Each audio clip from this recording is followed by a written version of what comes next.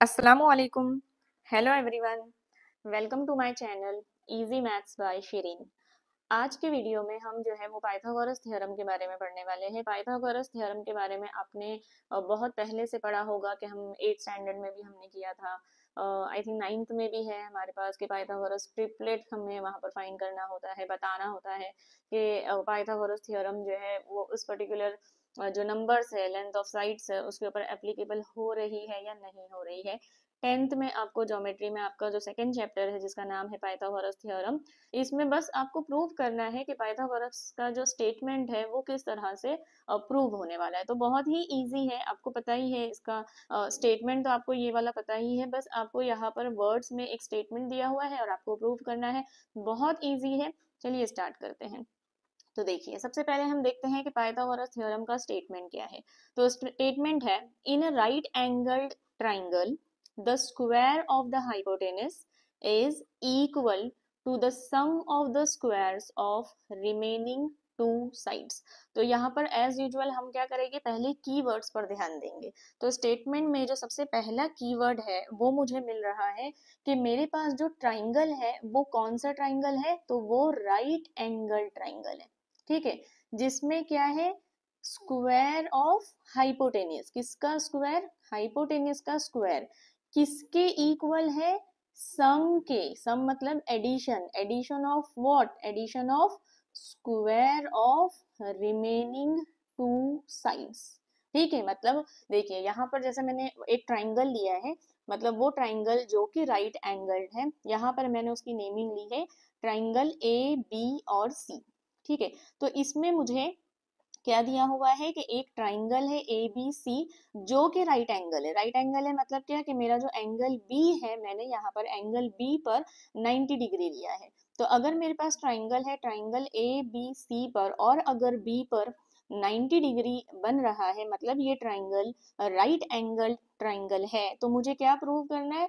इसका हाइपोटेनियस का स्क्वायर। अब मेरे पास जब बी वर्टेक्स पे 90 डिग्री बन रहा है, इसका मतलब है कि बी के सामने वाली जो साइड होगी वो हाइपोटेनियस होगी। तो यहाँ पर हमको प्रूव क्या करना है? हाइपोटेनियस का स्क्वायर मतलब AC का square is equal to sum of the remaining two sides, मतलब AB का स्क्वायर प्लस BC का स्क्वायर। तो यहाँ पर जब आप इसका प्रूफ लिखना स्टार्ट करेंगे, उससे पहले आपको गिवन लिखना है। तो गिवन में क्या लिखना है कि मेरे पास एक ट्राइंगल है, ट्राइंगल ABC, जिसमें मैंने B पर जो है वो 90 डिग्री लिया है, और मुझे प्रूव क्या करना है? मुझे प्रूव करना है AC का स्क्वायर मतलब हाइपोटेनियस का square is equal to sum of, sum मतलब addition of square of the remaining side. तो रिमेनिंग साइड क्या बना है मेरे पास? AB बना है और BC बना है। स्क्वायर लेना है मतलब AB का स्क्वायर प्लस BC का स्क्वायर। तो ये तो आपको स्टेटमेंट से ही गिवन और टू प्रूफ लिखना है। अब यहाँ पर बहुत ही सिंपल हम इसका कंस्ट्रक्शन लेने वाले हैं। जो कंस्ट्रक्शन क्या है कि बस आपको क्या करना है कि BD जो है वो एक सेगमेंट आपको ड्रॉ करना है जो कि परपेंडिकुलर होगा। किस पर परपेंडिकुलर होगा? आपके हाइपोटेनियस पर। जो आपने ट्राइंगल लिया है, उस ट्राइंगल के हाइपोटेनियस पर आपको एक परपेंडिकुलर इस तरह से ड्रॉ करना है कि आपके ये ए डी और सी, ये तीनों पॉइंट्स जो है वो कोलिनियर पॉइंट्स हो जाने चाहिए। ठीक है, तो बस कंस्ट्रक्शन बहुत ही ज्यादा सिंपल है। तो चलिए अब हम जो है इसका प्रूफ स्टार्ट करते हैं कि हम प्रूफ में किस तरह से स्टार्ट करेंगे, एंड कैसे करेंगे, और कौन सा एक और एक स्टेटमेंट हम लोग यहाँ पर डालेंगे। तो बहुत ही ज्यादा इजी है, चलिए स्टार्ट करते हैं। ओके, तो अभी हम लोग जो है ये पाइथागोरस थ्योरम का प्रूफ जो है स्टार्ट कर रहे हैं। इसमें देखिए, सबसे पहले आपको क्या लिखना है? तो आपको लिखना है कि आपने जो ये ट्राइंगल बनाया है ABC, तो ये ABC के बारे में ही हम लोग यहाँ पर स्टार्ट करेंगे लिखना। तो मैं लिख रही हूँ, इन माई ट्राइंगल ABC। ओके, ये जो मेरा ABC ट्राइंगल है जो कि एक क्या है, राइट एंगल ट्राइंगल है, तो यहाँ पे हम इसको डिस्क्राइब भी कर लेंगे, ये this is a right angled, okay, right angle triangle है मेरा ये। और इसमें हमने एक कंस्ट्रक्शन किया था। कंस्ट्रक्शन क्या किया था कि ये जो BD है ये किसके ऊपर परपेंडिकुलर है? AC के ऊपर परपेंडिकुलर है। ठीक है, तो देखिए यहाँ पर मैंने आपको इससे 2-3 वीडियो पहले एक और एक थ्योरम मैंने एक्सप्लेन किया था जिसमें हमने लिखा था देखा था similarity and right angle triangle. अगर आपने वो वीडियो मेरा नहीं देखा है तो मैं डिस्क्रिप्शन में उसका लिंक दे देती हूँ, आप वहां पर जाके देखिए।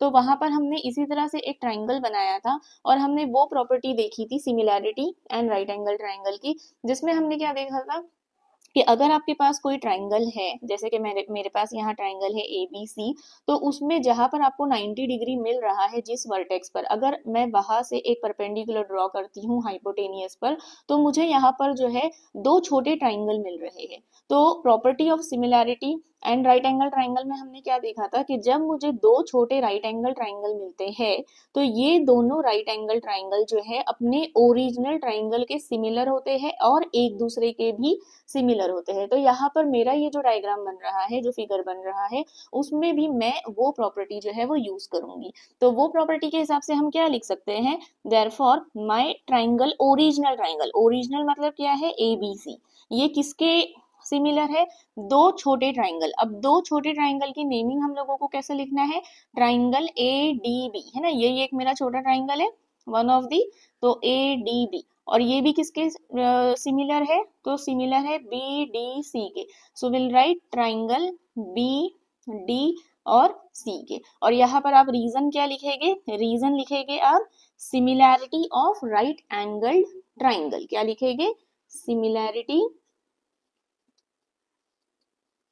Of right angled triangle. ठीक है, ये हमने यहाँ पर प्रॉपर्टी जो है वो यूज कर ली है। तो जब हमारे पास ये तीन ट्राइंगल एक दूसरे के सिमिलर है तो हम यहाँ पर क्या करेंगे, इंडिविजुअली हम दो ट्राइंगल को लेंगे और फिर हम लोग आगे देखते हैं कि कैसे हम प्रोसीड करेंगे। ठीक है, तो देखो एट ए टाइम में ले रही हूँ ट्राइंगल ए बी सी, ये अगर मेरा सिमिलर है ट्राइंगल ए डी बी के। ठीक है, मतलब मैंने देखिए यहाँ पर क्या किया है, मैंने ए बी सी को, मतलब मेरे ये वाले ट्राइंगल को पहले मैं इससे सिमिलर बता रही हूँ। तो इस केस में क्या होगा, अब यहाँ पर आप बहुत ज्यादा ध्यान से देखिए, एक्चुअली याद करने की भी कोई जरूरत नहीं है।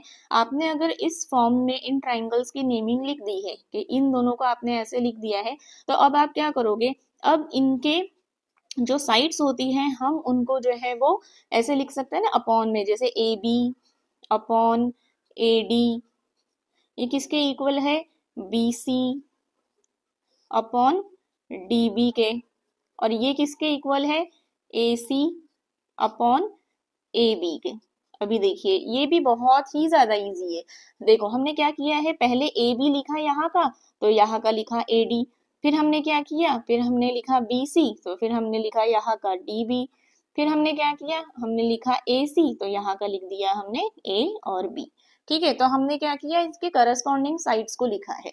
तो यहाँ पर आपको रीजन में भी क्या लिखना है, corresponding sides of congruent triangle, मतलब जो हम लोग लिखते हैं ना सी एस सी टी, वो बस लिखना है। अब यहाँ पर भी देखो, अब यहाँ पर जब आपको ये तीन मिल जाएंगे ना, तो उसमें आपको देखना है कि आपके पास कौन सा ऐसा रेशियो है जिसमें आपको सेम साइड मिल रही है। तो देखिए यहाँ पर मुझे ए बी मिल रहा है, तो यहाँ पर भी मुझे ए बी मिल रहा है, मतलब मैं आगे क्या करूंगी, इन दोनों की हेल्प से आगे जो है वो कंटिन्यू करूंगी। तो अब मैं क्या करूंगी, यहाँ पे I'll write therefore my AB upon AD is equal to AC upon A B. बस आपको क्या करना था, इन तीनों में से कॉमन साइड वाले रेशियो को वापस से लिख देना है। अब यहाँ पर जब आप क्रॉस मल्टीप्लाई करोगे तो you will get A B into A B will be A B square, और ये क्या हो जाएगा आपका ए सी इंटू ए डी।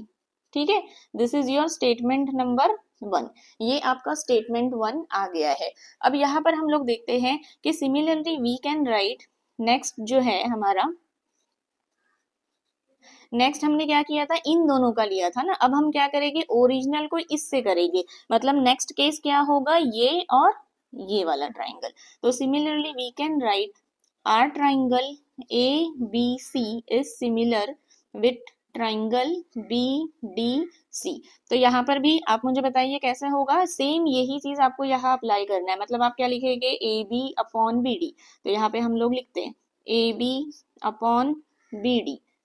ठीक है, ए बी हो गया, अब हम लेंगे B C upon D C, so will write B C upon D C, और लास्ट में हम क्या लिखेंगे, A C upon B C, so here A C upon B C, और इसका भी रीजन क्या होगा, वही सी एस सी टी। ठीक है, यहाँ तक हम लोग ने लिख लिया। अब यहाँ पे भी हम लोग वही काम करेंगे जो हम लोगों ने पहले केस में किया था। क्या किया था, हमने कॉमन ढूंढा था।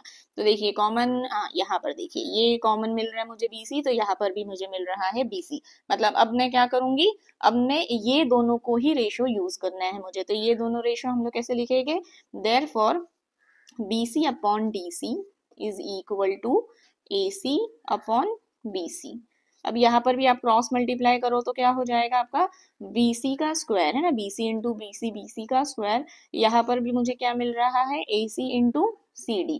Now this is your statement number 2। अब यहाँ पर हम लोगों को स्टेटमेंट 1 और स्टेटमेंट 2 जो है ये मिल गया है। अब हम देखते हैं कि ये स्टेटमेंट 1 और स्टेटमेंट 2 का हम कैसे आगे यूज करेंगे। ठीक है, ठीक है, अभी हम देखेंगे यहाँ पर हमें स्टेटमेंट 1 और स्टेटमेंट 2 क्या मिला था। तो मैं बस यहाँ पर आपको इजी हो इसलिए मैं यहाँ पर जो है स्टेटमेंट 1 और स्टेटमेंट 2 वापस लिख रही हूँ, क्योंकि जब हम यूज करेंगे तो हमें डायरेक्टली यहीं से दिख जाए, हमें जो है वो पीछे टर्न करने की जरूरत ना रहे। So this is my statement 1 and my statement 2 was BC square is equal to AC into CD।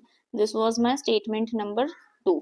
अब देखिए, अब हमको क्या करना है, हमने जो टू प्रूव में लिखा था, टू प्रूव में हम लोग ने लिखा है AC square is equal to AB square plus BC square, है ना। हम लोग मतलब क्या है कि हमको इन दोनों की एडिशन की हेल्प चाहिए, तो इन दोनों को ऐड करना है। मतलब हम लोग यहाँ पे क्या लिख देंगे, एडिंग 1 एंड 2, मतलब एडिंग स्टेटमेंट 1 एंड 2।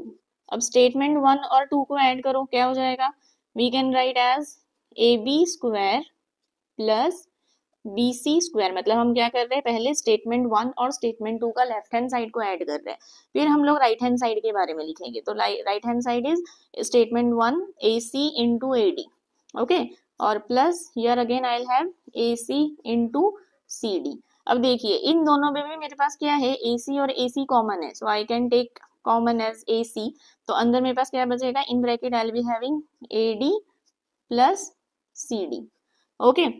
अब देखिए ये जो मेरा जो डायग्राम था, उस डायग्राम में हम लोगों ने देखा था A और D और C, A D C ये तीनों क्या थे, कोलिनियर पॉइंट थे। तो कोलिनियर पॉइंट थे, इसका मतलब क्या है कि ये जो है अगर AD डैश DC लिखेंगे तो ये पूरा जो है वो मतलब कंप्लीटली, देखो मैं इसको ऐसे लिख सकती हूँ ना, क्योंकि मेरे पास ये तीनों जो पॉइंट है ये कोलिनियर पॉइंट है। मतलब AD प्लस DC है ना, DC and CD is one and the same thing in segment. तो AD प्लस DC क्या हो जाएगा, टोटल AC हो जाएगा। तो इस ब्रैकेट की जगह पे मैं AC लिख सकती हूँ, but AC into AC is what, AC square. तो देखिए यहाँ पर जो टू प्रूव करना था वो मैंने कर लिया है, that is AB square plus BC square is equal to AC square. यहाँ पर बस हम उसको क्या करेंगे, एक सीधे फॉर्म में लिख देंगे। तो सीधे फॉर्म क्या होगा हमारा, AC square is equal to AB square plus BC square. So hence this theorem is proved. I hope आपको ये थ्योरम जो है वो समझ आया होगा। अगर समझ आया है तो प्लीज इस वीडियो को लाइक कीजिए, शेयर कीजिए अपने फैमिली मेम्बर्स के साथ। मेरे वीडियो के बारे में, मेरे चैनल के बारे में प्लीज़ बताइए, और मेरा जो चैनल है इजी मैथ्स बाय शिरीन उसे सब्सक्राइब कीजिए। Thank you.